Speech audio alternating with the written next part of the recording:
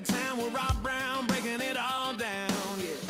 Yeah. SEC, sideline sports on my mind. Rob Browne calling game time, highlight shine, executive mind. Brendan Martin keeping Rob in line. Like, subscribe, share it, tell everyone. Sideline sports, y'all come back real soon. Same place, same time, same tune.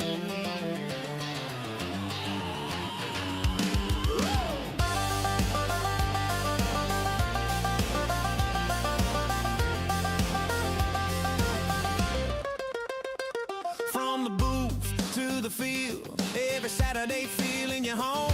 We ride that rivalry, make that living room sound like the zone. From Tiger Grouse to Rebel crowds, every hometown heartbeat loud. Rob and Brand turning up that talk like you right there inside the crowd.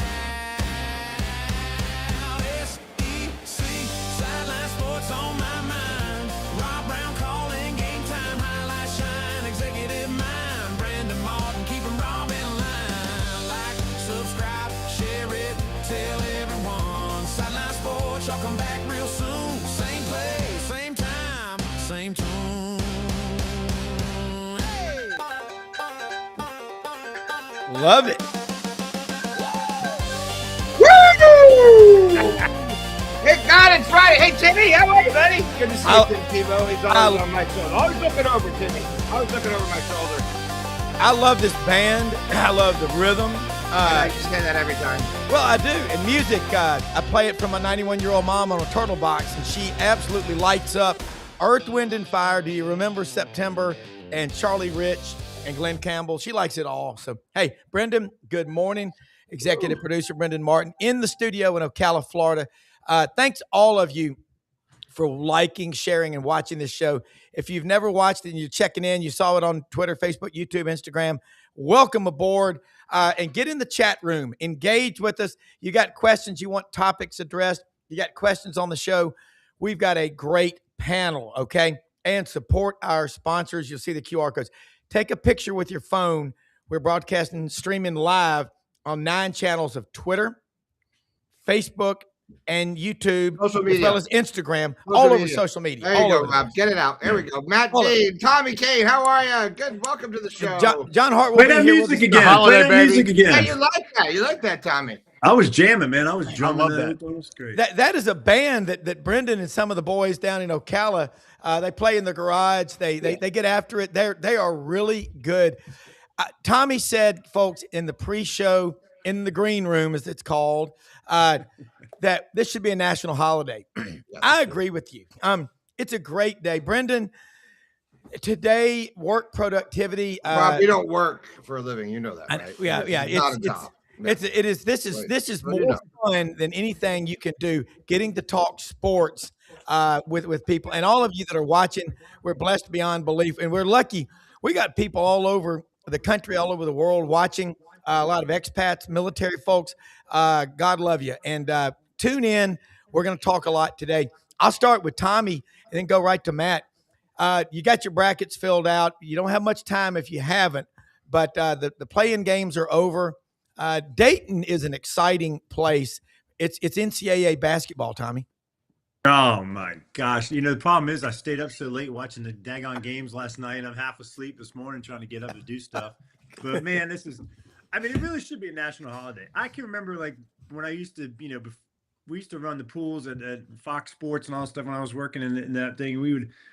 All day long, we would just all sit around in the offices and watch TV and watch basketball we'd have 10 monitors going. It was a whole wall of them, wasn't it? It was Camelot. It was Camelot. It was like I could just die right here. I'd be a happy man. But it's the best time of the year. Best time of the year. I love every minute of it. The games so far have not disappointed. Of course, my Wolfpack. Yeah, they lost to Texas the other night, but it was a March Madness type ending, which is great. Get your blood pumping and it's funny. I started doing my brackets the other day, and I realized like in some of those daggone play-in games, like that Texas NC State game is an 11v11.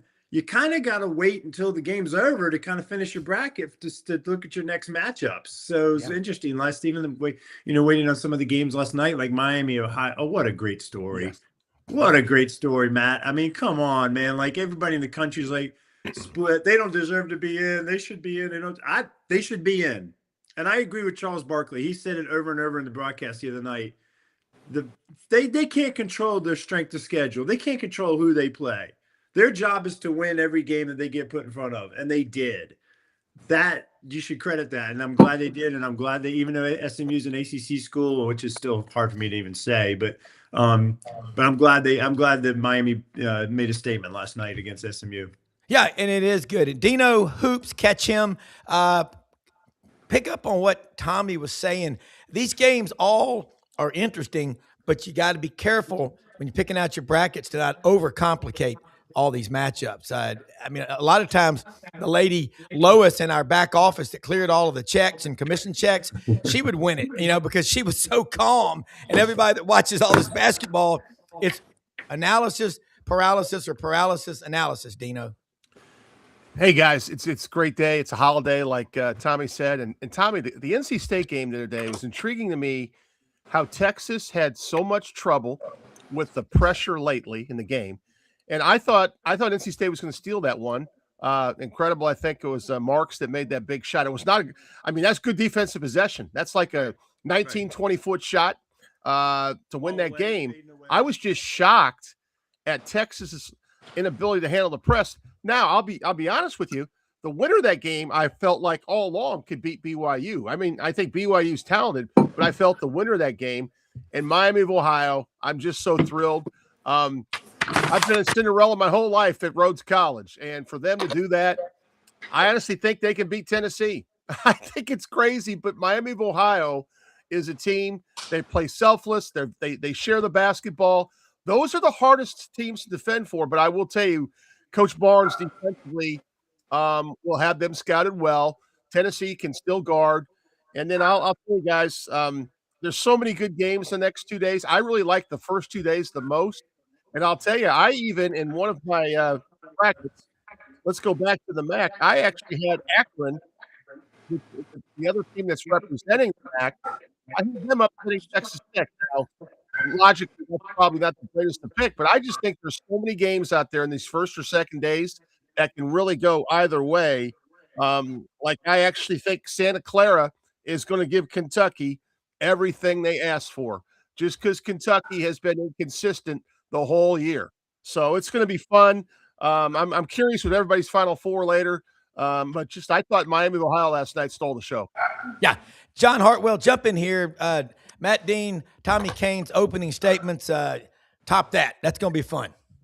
Man, I just hope that I have missed the conversation on the best defense that's been shown yet in terms of defense against a free throw, and that's the men's swim team from Miami coming out in force, in Speedos, and clearly that shook up the SMU free throw shooter and the head coach for that matter. But that was classic. Well, look, all these games, if we expand it, it's still going to be big. We can't get enough of it. Tommy, from a TV angle, you've got TNT, TBS, True TV. The local news in Memphis this morning, they're saying, look, our regularly scheduled programming, there will be a slight interruption. Last year, the weekend of the Final Four, we had tornadoes all day. I remember Channel 3, Matt, Tyler Eliason, the brand new weather guy was going, please, the phone calls. I'm just trying to help. And people were like, there could be a tidal wave coming down the street. And you barely got to see any of the Auburn-Florida game. But Tommy, from a TV perspective, is this the busiest day of the year, these next two? Oh, yeah. I think so. And guys, like when we all grew up, it wasn't an option. No. Like all these games weren't an option. You got one game maybe if you were lucky during the day, and then you just followed the ticker across the bottom. And heck, you can even go back even further. When I was growing up in North Carolina, because it was North Carolina, like our teacher our third and fourth grade teacher would roll the TV into the room on a rolling cart, and we would watch the ACC tournament. And then if one of the teams in the ACC made it to the to the NCAA, we'd watch those games if we could. But it's beautiful now because you can go to the multi-screen of, on your TV. You can put all three games up at the same time, and I mean, it's euphoric. I mean, it's just fantastic, And but I would agree with Matt. Like I was looking at the brackets, and I'm one of those guys. Just so you guys know, I'll fill out 12 brackets. Yeah. And every one of them is a little bit different just because I just, I can't, but like you said, Rob, I try not to overthink it. And I usually pick one dark horse that I kind of like to kind of make a run every year and see if I can ride them to kind of, because that's how you end up winning the pools if you can pick the right dark horse. But I mean, I was looking at the brackets the other day. There's going to be some upsets. There just is. It's March Madness. It's great. I agree with you on the Akron call, and I agree with you on the Santa Clara call. I saw Santa Clara pop up against Kentucky, and Kentucky has just been struggling. They can't get out of their own way. And Santa Clara's, I mean, there's some good teams out there. You mentioned Texas Tech. They lost their big stud player and Toppin, but they've been playing well without him so far. And I think a lot of times teams really kind of rally around and get that momentum. Like people are counting us out because our star's out, but we're still a good team. So I wouldn't be surprised to see them make a run. And I really like Iowa State. I haven't got the chance to watch them much. I've just been reading about them a lot and stuff, and they got some players, and it's going to be great. I mean, it's going to be awesome. My bracket could very well be completely busted by the end of today, day one, right? Yeah. But I even got I'll tell you guys this too. I have two daughters.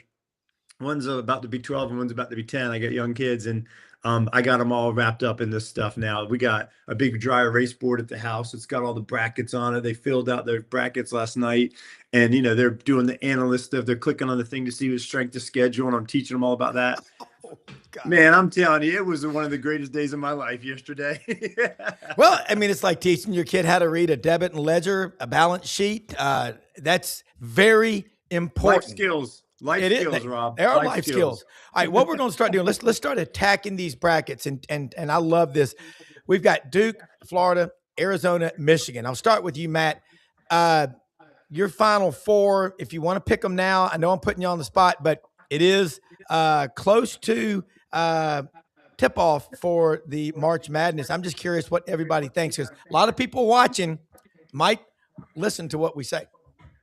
So Tommy and I agree on Iowa State. I actually like Iowa State so much I have them in my Final Four. I think they defend really well. I love their toughness. I think they lost a close one in the Big 12 finals. Now, if I go up the bracket to Arizona, this is where I had a really hard time last night. I love the way Arkansas is playing. We could see an Arkansas-Arizona matchup in the Sweet 16. In one of my brackets, I'm like Tommy. I have multiple. Obviously, I love Arizona, but one of my brackets, I had Arkansas beating Arizona in the Sweet 16, which would be considered an upset. But when you got Acuff Jr., anything can happen. I think Arkansas can score the ball. On the other side, I thought Duke got better as the ACC tournament progressed without their point guard and Foster.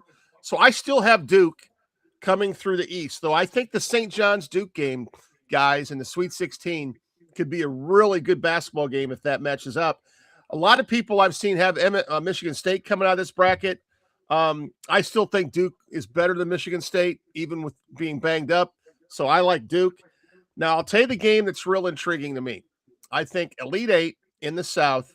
Most of my brackets, I got Florida beating Houston. However, there's a stat that's really interesting, relates to how my teams played the game. Houston leads the nation with only 8.5 turnovers a game. I think if they continue to protect the basketball and get more possessions than their opponent, that could help them the further on they go in the tournament. So I think Houston's the only team, in my opinion, that could give Florida a run in the South region. So the one bracket I had Duke, Florida, Iowa State, and Arkansas, though I also like Arizona as well. The winner of that game, I went either way in both brackets, if that makes sense. All right. So, John Hartwell, let's get down to critical analysis. It's tax time. Houston, Florida. Last year, I picked Florida to beat Houston for the championship, and they did. It was a hell of a game. We talked a lot on the show this week about defense or lack of it in the SEC. That matchup, if it's Florida Vanderbilt, if it's Florida Houston, what do you think happens, and what are your Final Four teams? Yeah, I'll go with. I'm gonna start in the Midwest, Okay. because I had Alabama there before Yeah. the little incident this past week. I think I've got to agree with Matt. I'm going Iowa State, and I'm actually going, which is a little unusual for me, because I'm gonna go Midwest hoops. I'm gonna go the Purdue Boilermakers. A lot of people have not penciled them in to the Final Four. I still think Matt Painter is one of the best coaches out there, and uh, I know sometimes they say good guys don't finish first, but Matt Painter is one of those guys in the business that I don't know anybody that has much bad to say about Matt Painter. He's just one of the good guys. I'd love to see him have an opportunity to win a championship in the backyard this year. And I know that's a personal sidebar there, but I really do think Purdue has what it takes to get to that Final Four. They've got a team full of veterans. I look at the East region, and yes, I've ultimately got Duke coming out of there. But you look at the coaches, you got Patino in this region. You've got Izzo in this region. Anybody who's a gambler, I wouldn't bet against Tom Izzo in an NCAA tournament game at all. I mean, that's just that's tough. So I'm going to go with Duke there. It is absolutely a toss-up for me between Florida and Houston. I think Florida is more talented and deeper. I think Houston will get after your ass defensively. Yes. I mean, they will absolutely get after you defensively. So I'm going to go Duke, Florida, Purdue, and Iowa State as my Final Four. A couple today I just want to touch on really quickly. The Troy Trojans and Nebraska. I did see this morning, and I know every person in the state of Nebraska is going to be tuned in because I saw something about Nebraska wins today, which would be their first ever NCAA tournament win. Bud Light is going to be flowing all over the state of Nebraska. I'm going to pull up the article while you guys continue to talk. Okay. I'm going to read the facts on it. But it's basically, if Nebraska wins, it's free Bud Light across Nebraska. That'll be 1.7 million Bud Light drinkers. Well, potential, age permitting, of course. All right, Tommy, let's focus and talk about that Nebraska. But I know let's talk about the games that are being played today that really jump out. If we can look at the games on day one, because these first 2 days, I mean, there's 32 games, 16 today, 16 tomorrow. So look kind of at these matchups, pick some winners. First of all, I'm going to go move to Nebraska real quick this morning before the game starts. That's right. Just in case I get some free Bud Light for the Right. day. Hey, look, real quick, I'll just give you, and I agree so much with what with Matt and everybody said so far. I'll give you real quick my Final Four consistently across the board. Maybe not every bracket, but I got Michigan State coming out of the beating Duke. I got Florida coming out, but they're beating Illinois. I got Illinois taking down Houston because I think that there's a possibility of that happening. I got Arizona. I think Arizona is just too loaded up and down the board. They can score the basketball better than anybody in the country. And then I got Iowa State coming out down there of the Midwest as well. But as far as today's game, Rob, there's some good ones. I think there's going to be a couple blowouts. I think like High Point and Wisconsin to me, I think is going to be they're just outclassed there. Vanderbilt McNeese, I like that game a lot today. I think McNeese has got they're all the kids that Will Wade had brought in last year, and a lot of some of those guys in there. They play hard, they get after it. Vanderbilt's been playing great though in the SEC. I mean, they made a great run through the SEC tournament. I love that game today at 3:15. I'm excited to watch that. And of course, the 8-9 seed, right? I mean, that's always it's about as even as it gets. TCU, Ohio State. That's the first game, I think, today at 12:15 it tips off. But just a good lineup all the way across the board. I'm excited to see VCU in North Carolina. I really don't know that much about VCU. I mean, I know I've watched North Carolina a lot this year. They without their stud right now, and but they can be kind of up and down. So VCU might be in the end of that game, might be a good mix in the end of that game. But a lot of good basketball today, just across the board. And then, of course, late tonight, of course, and I'll be up watching it all, and I'll be in bed by midnight again. But I think That's the early. I mean, with these matchups, especially I'll if you be got West interested. Coast games. Yeah, Kennesaw State, Gonzaga. I mean, I know Kennesaw State's a team out of Georgia, right outside of Atlanta there that I, been living down there for a long time. So I'm just curious to see them play. Never seen them play live because they're hardly ever on TV.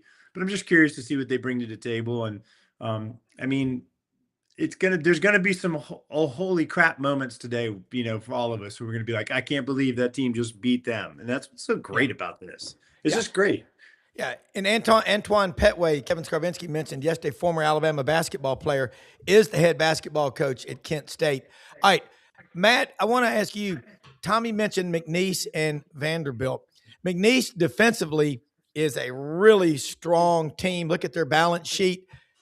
Could you see the Cowboys from McNeese, the alma mater of a lot of great people like Tanner Stein, could they pull off a win over Vandy? I think they can play with them. I agree with Tommy. That roster was left intact. I think it's just going to be Vandy played so well in the SEC tournament. I mean, to answer your question, Rob, honestly, those 5-12s, a lot of times that's the perfect upset slot. I'm just going to keep riding the Commodore wave, as let me call it right now. Okay. I think they're at a really good point. And honestly, the winner of that game, it could happen. What if we had a McNeese Troy round of 32? I'm looking right there. I mean, I'm not saying that's going to happen, but I'm like, Nebraska Troy, that's an interesting game. Fred Hoiberg, the mayor, as we call him in Iowa, not so affectionately with the Hawkeye fans, but Iowa State fans. Nebraska, like John referenced, I think in their history, think about this, they're 0-8 in NCAA competition. That means they've played the NCAA tournament in their history 8 times. I mean, everyone knows like Tom Osborne in the history of football, if you're born like when I was. But Nebraska's for real. I've watched them play several times this year. They actually guard the ball really well. They're a defensive team. They're a half-court team. Another game today that's really intriguing to me is TCU Ohio State. Ohio State has the player Bruce Thornton, averaged over 20 points a game, that had a really good Big Ten tournament game, 2 games. So I think that's a coin flip. I got to be honest, guys. I have not done my research that much on TCU. I haven't watched them play much. Jamie Dixon, though, always seems to have his teams ready to play. But I'm really curious, John, your opinion in Troy. I hate it for Nebraska, but it wouldn't shock me if they're 0-9 after today, because I think Troy is going to give them a heck of a game. I think their coach, Scott Cross, does a great job. John Hartwell, follow up on that. McNeese State Cowboys, I think a lot of people will be watching that. Keeping a team intact, John, almost unheard of in this era.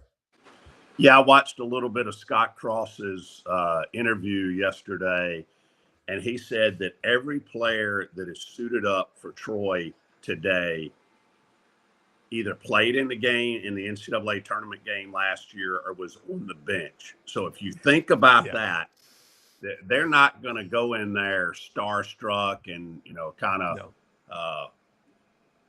walk their way through the first 10 minutes of the game. They're going to be ready right off the bat. And this team's big, they went to Southern Cal and won. They won some games this year. This Troy team is not a fluke at all. And I think they're going to play very well. And a lot of people, think that Troy, that Scott Cross could very well be the next head coach at Georgia Tech. We'll see how that plays out here in the next few days. But there's a lot of people who think that.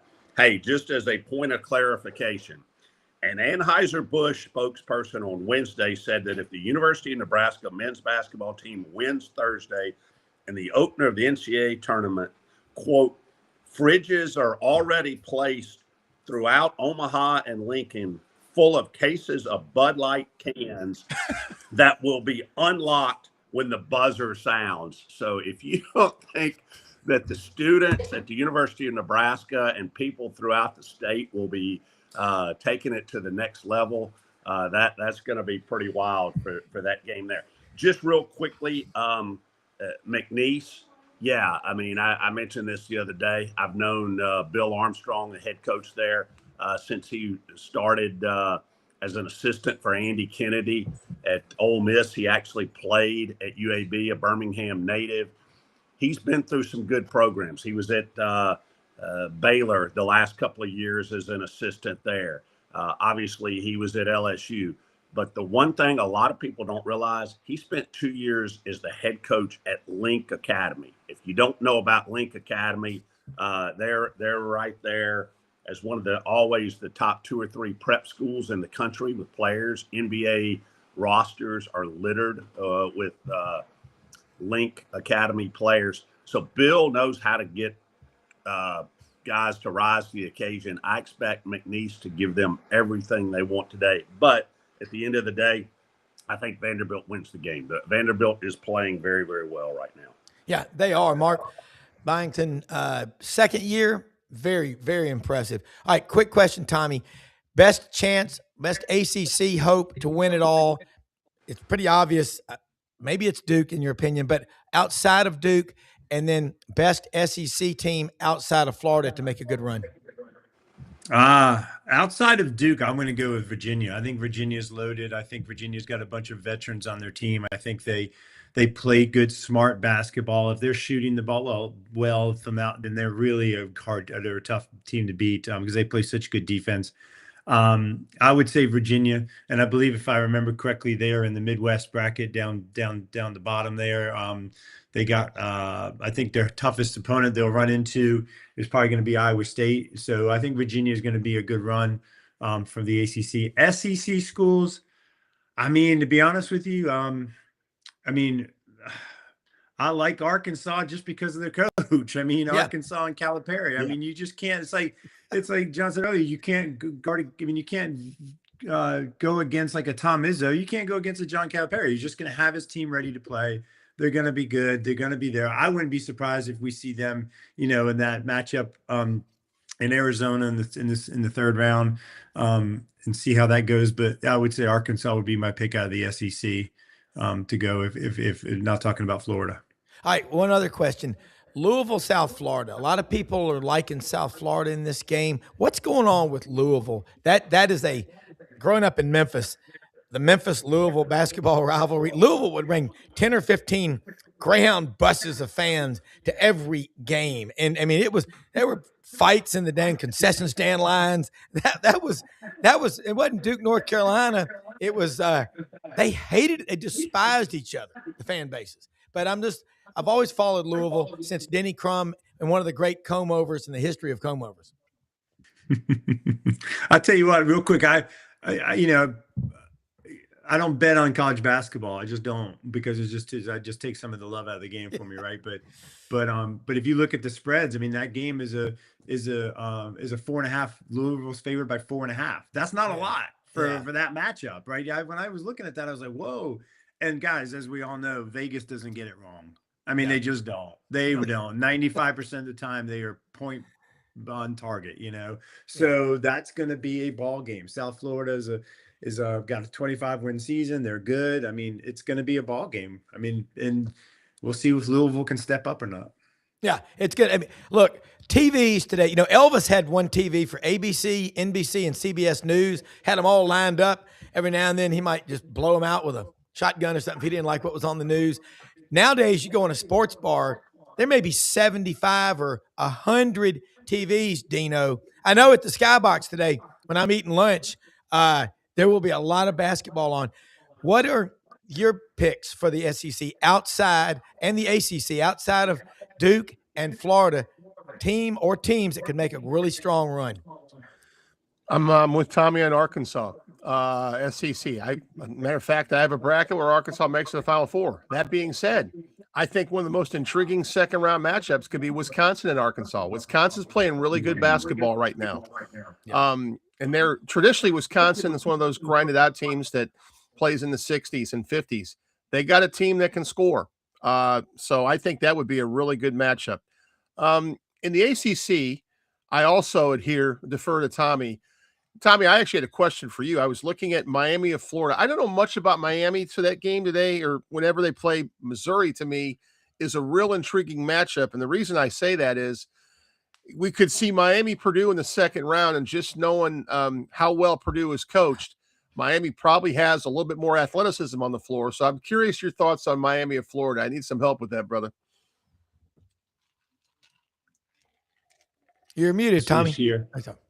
You're good. You're good. Good. Yeah.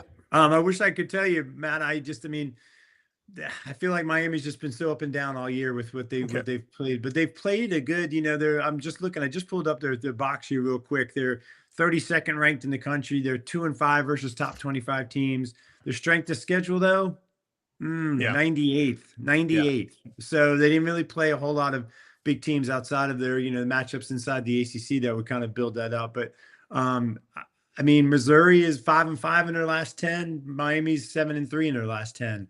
I think it's a toss-up. I really do. I think it's a toss-up. Yeah. All right, John, of all these games that we're looking at out here and talking SEC, ACC specifically, give us your pick outside of Duke, outside of Florida, to make the best run. Musselman took Arkansas to back-to-back Elite Eights, including they beat the number 1 overall seed Gonzaga on that famous Thursday night. I remember watching that game like it was yesterday, and I think that was 3 or 4 years ago. Man, time flies. Yeah, I'm going to agree on the Virginia front. Ryan Odom's done a really nice job. They've got some veteran players. They're not a real flashy team, but I like them because they're very blue collar, kind of lunch pail group that is consistent. And I think that's really important in NCAA tournament play. Consistency and sticking to what got you there. I know some teams vary their game plan significantly depending on the opponent.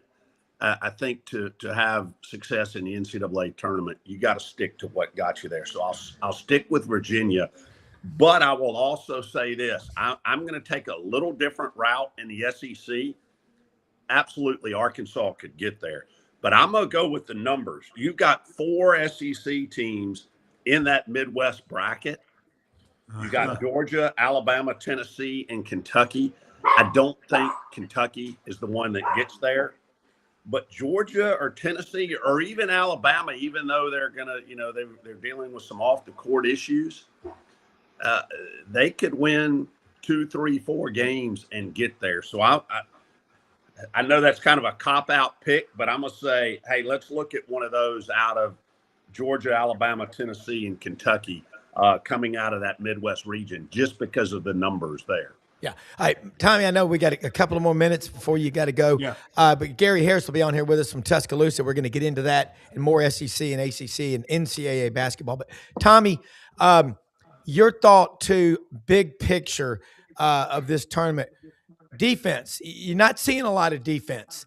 Who are some teams outside the SEC that could catch fire that you'll be looking at today? And the ACC. When you talk about defense, you're right. But we all know as coaches and people that have been involved in the game, defense is going to win you a lot of basketball games in the tournament, especially. And I think when the defense comes back to, not to get on a different tangent here, but it comes back to what we've talked about multiple times on the show before. It's just you're putting a hodgepodge of players together every year. There's no continuity with the team a lot of times, and defense and good team defense is all about continuity, knowing where the guys are, talking, moving, rotating at the right times on the ball swings.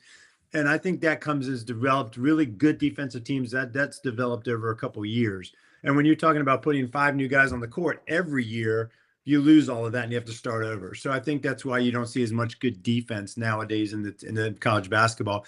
And Lord knows if the college basketball players are watching the NBA, then they don't know what the defense means. They don't play defense at all in the NBA, right? All they do is shoot 3-pointers from 30 feet all day. But I still watch. But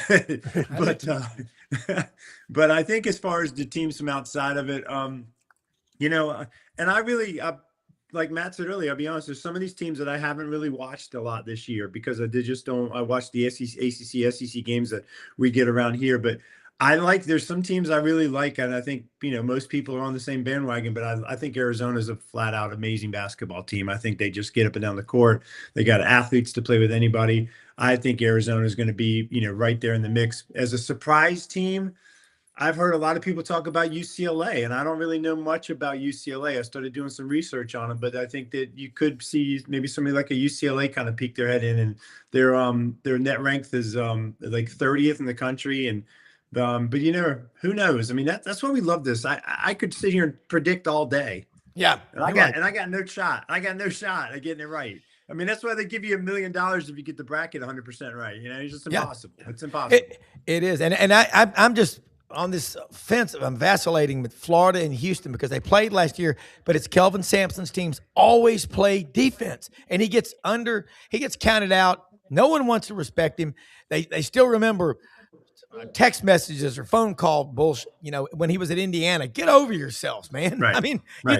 you think, hey, what do you think the burner phone was invented for? If you've ever recruited, I'll just leave it at that. But I mean, if you had cameras watching assistant coaches back in the day going to, Quickie Mart or wherever from Apu and buying a burner phone to call said recruit who shall remain nameless.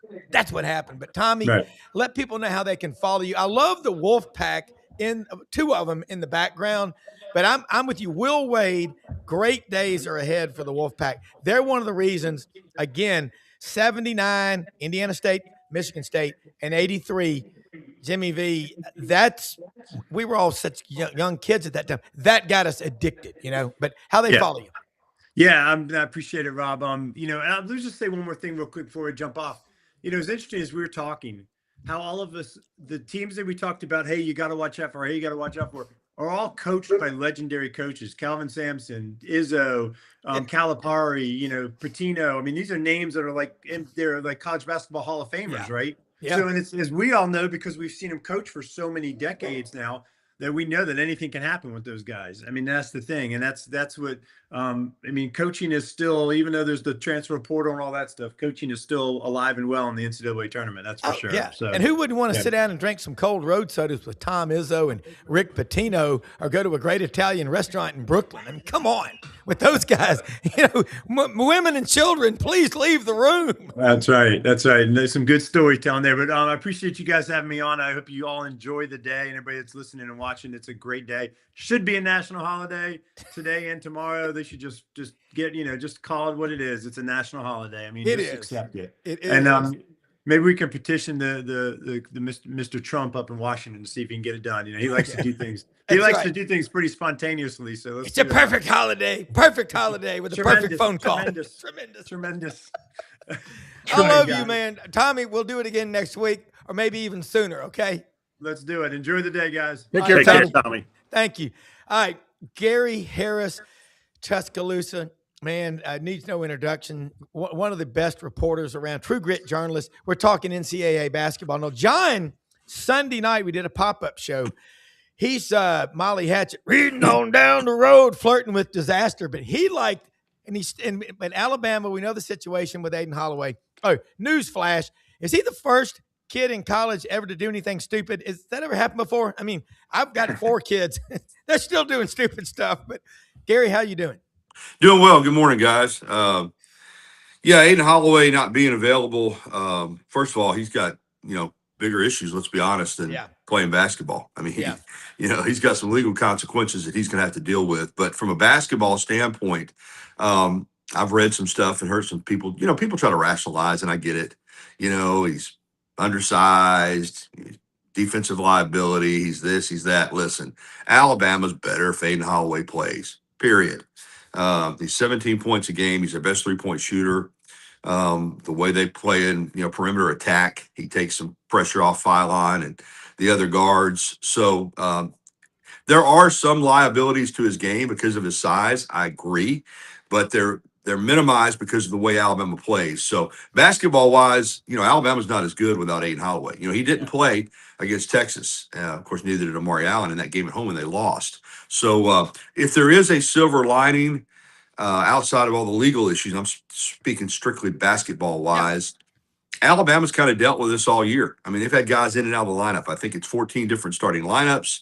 I was kidding on social media during the middle of the year. I call it the Bama Infirmary. I mean, you never knew from game to game who was going to show up on the, availability list and not be able to go. And there's still some guys that are sitting down at the end of the bench. So they're probably better equipped than most to handle losing a guy on short notice like this, but it impacts their basketball team.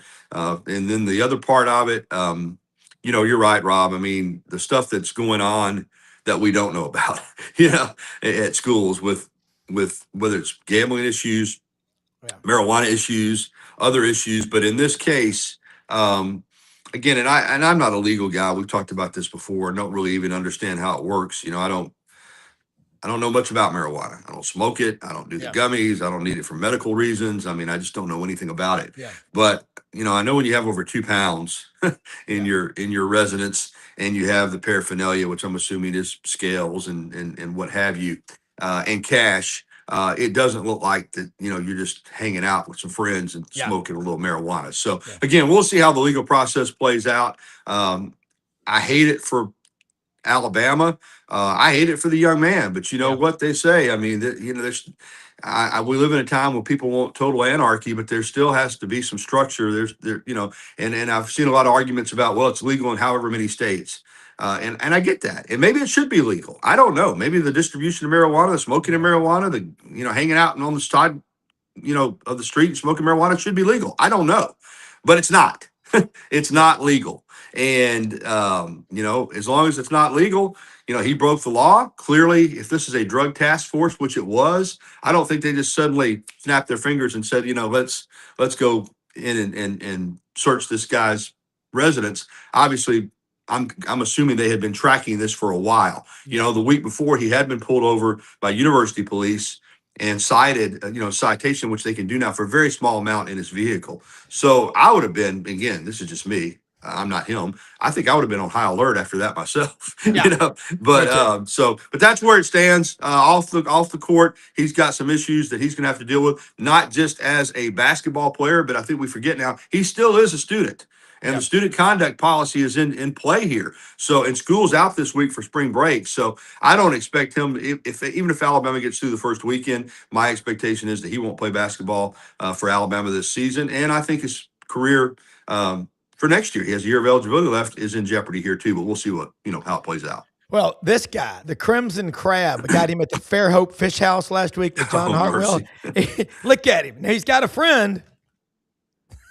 Is there? Oh yeah, I'm about to say. Is there anything that sports paraphernalia people won't come up with a way to make it into a sports? Yeah, but next time you're in crab shells now. Next time you're in Fairhope, you need to hook up and go to lunch with John Hartwell. He just moved there, but I went to the Fairhope Fish House a couple of weeks ago when I was down there. Awesome, fresh fish, shrimp, crab, everything. All right, Gary. One other thing before we go back to Matt and John, your tournament teams, SEC. Obviously, Florida's got all the momentum. Alabama's pretty damn good.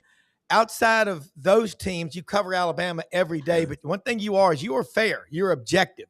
Yeah. Who are some other SEC teams that can make a hell of a run in the March Madness? Well, I've said all along, I think Alabama's ceiling is the Sweet 16. That's just my opinion. And without Holloway, I hope they get to the Sweet 16. If they get that far, I don't see them beating Michigan. I like Arkansas. And now listen, Calipari has pulled tournament disappointments before. At Kentucky, he had some teams that I thought were going to be, boom, they were going to go, and they got knocked right out. But I think Arkansas is playing well, and I think they've got a player in Acuff. And I think Filene's got some of this in him, too, for Alabama, and he may have to show more of it with Holloway out. But I think Acuff's the kind of guy that in a tight game in the NCAA tournament down the stretch, he can just take it over. He can take it over. He can get you a basket. He can get to the free throw line. He can force a turnover. He can find somebody else and distribute to, which they did a great job against Vanderbilt of finding an open guy and kicking it to him for a three. And they shot the ball really well, 3 in that game, or at least it appeared to watching it on TV. So I think Arkansas is a team that could make a run. Obviously, I like Florida. I've said all along, I think they're a Final Four caliber squad. And John and Matt can chime in. I don't think outside of Arkansas, in Florida, I think the SEC is a really good league. Maybe Vandy, because they're so consistent and solid all the way around. I don't see a lot of Final Four hopefuls in this conference this year. That's just my opinion. Yeah, well, it's a hell of an opinion because you follow the game so closely. Dino, and then back to Fairhope. As always, I agree with the czar of eligibility. I think in the SEC, it's top heavy in terms of possible Final Four teams. I think it's Florida, Arkansas. And we talked about this, Gary, before you came on. I will say this is also, we always talk about team defense in terms of guarding and everything, but the tournament's also a tournament of players. And Acuff is the type of guy. He's had some huge games. Like even the one at Alabama, I think, Gary had over the 40, but Alabama won that game down in Tuscaloosa, if I'm not mistaken. But he's the type of guy that's on the top of your scout. We also have some theories, just to let you guys know. Sometimes we want to take everyone away. If he gets his, he gets his. The problem is, I think Arkansas's got a pretty good roster around them. They're not deep, but I like their first five. When Tommy was on right before Gary got on, he mentioned, no, it was John, mentioned Illinois. Illinois is a team. I could see that Sweet 16 being Illinois and Houston, John. And Underwood can coach now. Sampson can coach. The winner of that game is going to give Florida a really good game in the Elite Eight. It's hard to repeat, though. Ironically, Florida's the one team in the SEC that's done it the most recent. Yeah. Correct, back with Billy Donovan. I'll tell you another game that I'm looking in second round that could be just a media darling for the post-game interview, Gary.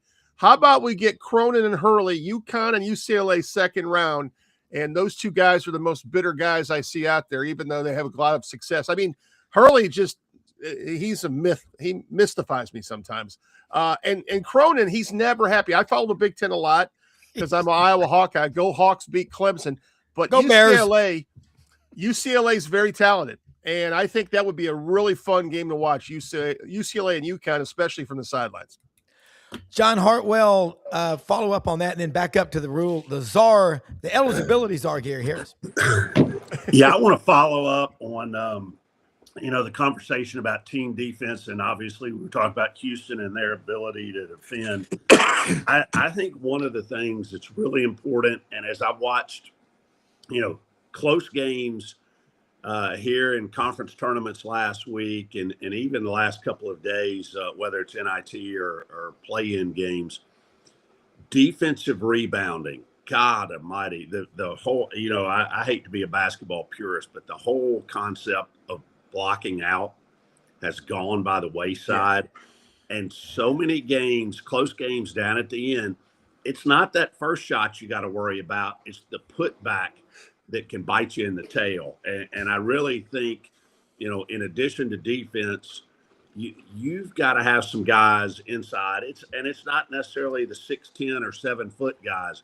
You got to have guys who can rebound in traffic, who can go in, snatch the rebound, because I'm telling you, we're going to see some games here over the next couple of days that are tight games that are going to be won or lost by either a putback, getting the opportunity of a putback, or boxing out and being able to rebound in crunch time.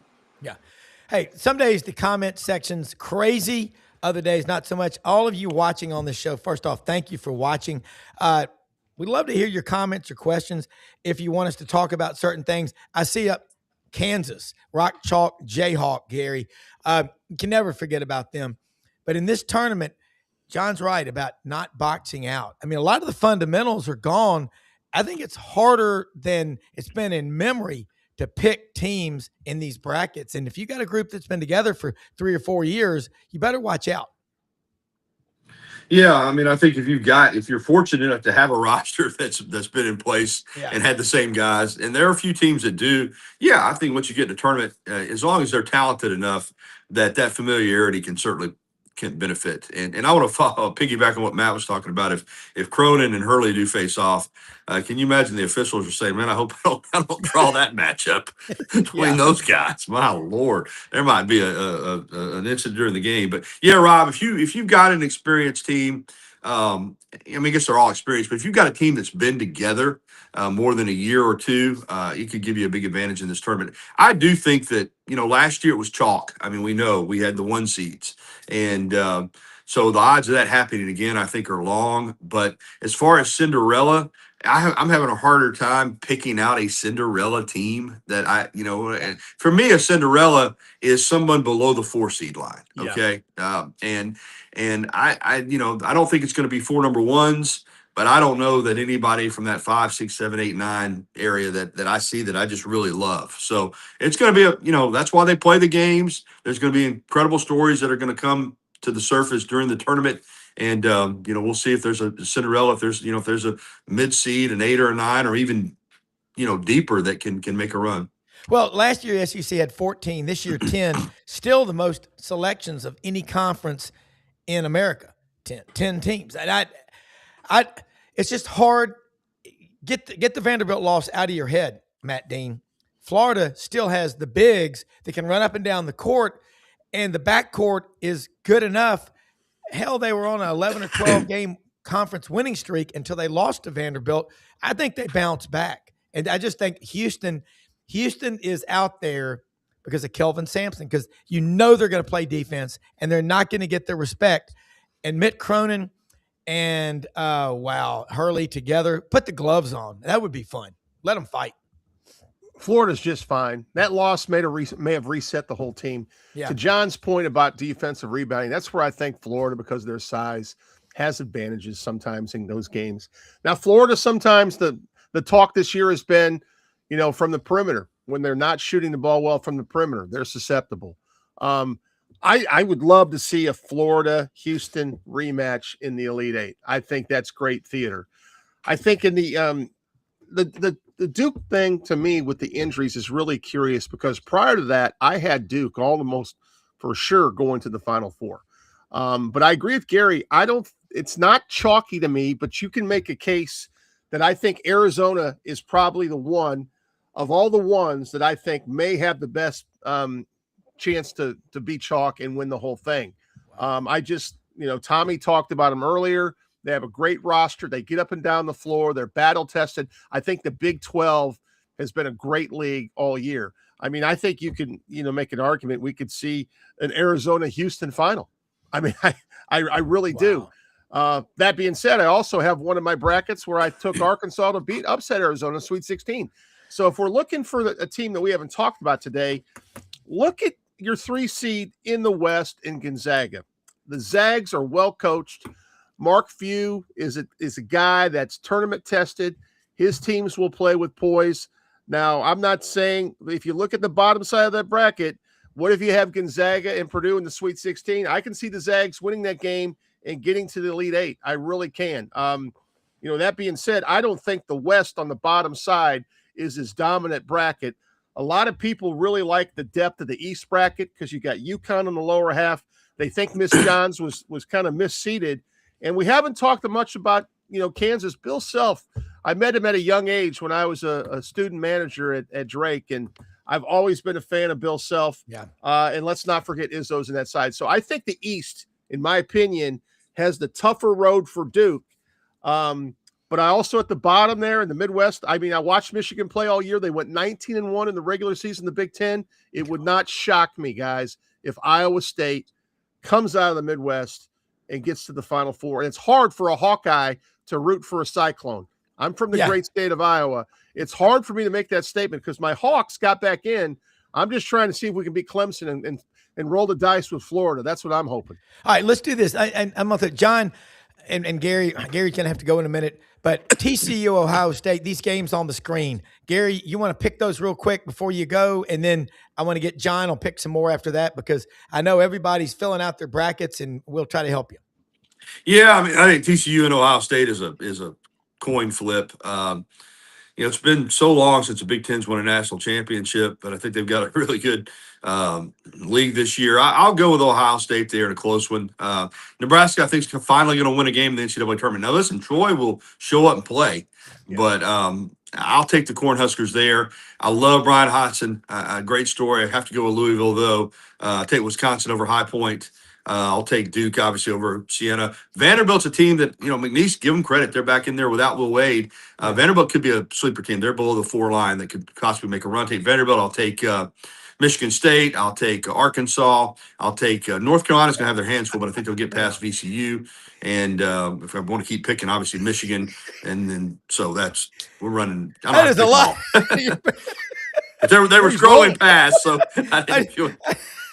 I love this, man. Brendan is putting these games up here. And I'm going to say Texas BYU. Wow, I'm going to take BYU, and I'm going to pick A&M St. Mary's. Buckyball against St. Mary's. I'm going to pick Buckyball better be on alert now. Yeah, I know. And John, you know these West Coast teams out there. You've lived out there among the friendly people in Utah in the Mountain West Conference. Pick some games, John Hartwell. John, are you muted? Yeah. I need the benefit of the rapid scroll from Brendan again. That's right.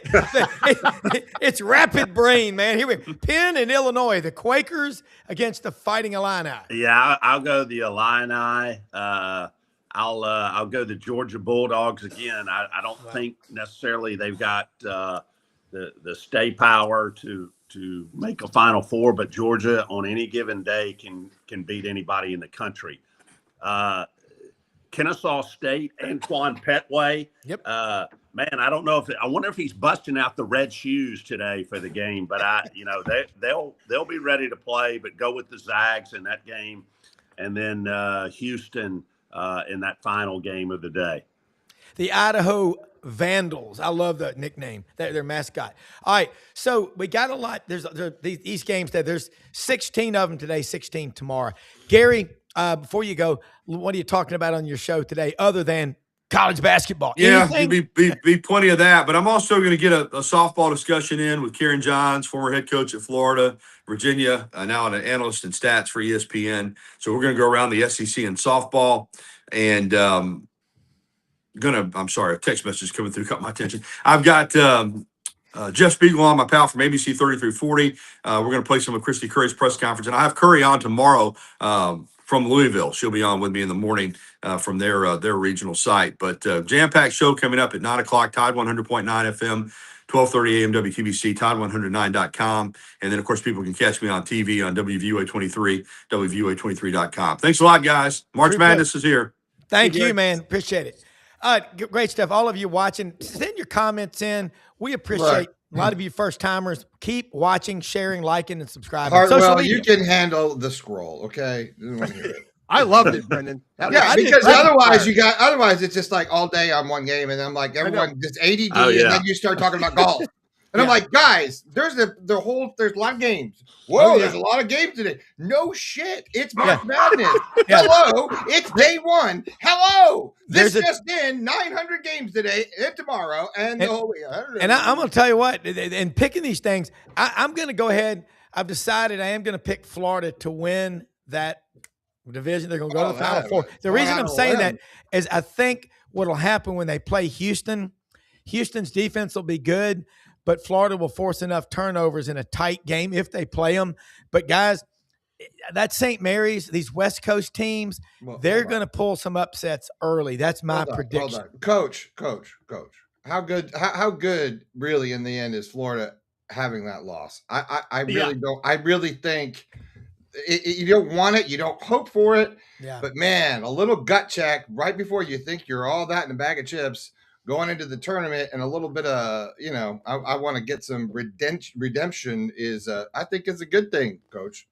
I think you're 100% right, Brendan. And I think you just get a reset, a different focus. I think now when Coach is up at the video room, everyone's on his attention, right? I really like Florida in the top half of that bracket. I don't think they're going to get challenged until the Elite Eight. That's just my opinion.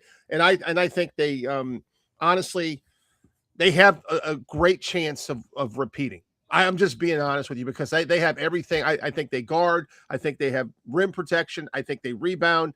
The only small kryptonite, Brendan and guys, is sometimes from a perimeter. Maybe they're not as talented perimeter-wise as they were last year. But yeah, I mean. But everyone's got – hey, listen, I can go through every team in this bracket. And Duke's got injuries. Michigan is not played well down the stretch. Almost beat him in Iowa City. Arizona is really loaded. I think it could be an Arizona-Florida final. It'll be a hell of a game. That's all I'm saying. It'll be a great game. Yeah, it is going to be great. John Hartwell, God, I think you picked St. Mary's the other night, 15 seconds. Or less. Yeah, St. Mary's is a really good team. And I'll be honest, if St. Mary's is the kind of team that could give Houston problems in a second game because they're deliberate in their offense. They can shoot the three. and they're not going to get rattled too much by Houston's pressure. Got it. Great show today, guys. We'll see you tomorrow. Most often we see the face of Christ in the least among us. Thanks for watching. Rob Browne calling game time, highlight shine, executive mind, Brandon Martin, keep him Rob in line. Like, subscribe, share it, tell everyone. Sideline Sports, y'all come back real soon.